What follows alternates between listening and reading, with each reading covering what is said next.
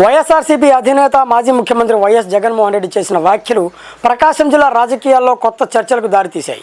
Darsi MLA ప్రకాశం జిల్లా వైఎస్ఆర్సీపీ అధ్యక్షుడు బూచేపల్లి శివప్రసాద్ రెడ్డి గురించి మాట్లాడుతూ జగన్ ప్రత్యేకంగా ప్రశంసలు కురిపించడం ఇప్పుడు రాజకీయ వర్గాల్లో హాట్ టాపిక్గా మారింది. బూచేపల్లి ఉత్సాహవంతుడైన యువకుడు, నాయకుడు, పార్టీ కోసం కష్టపడుతున్నాడు. దేవుడు దయతలిస్తే ముందున్న రోజులు ఇంకా మంచిగా ఉంటాయి అని జగన్ చెప్పడం బూచేపల్లి అభిమానుల్లో కొత్త ఉత్సాహాన్ని నింపింది.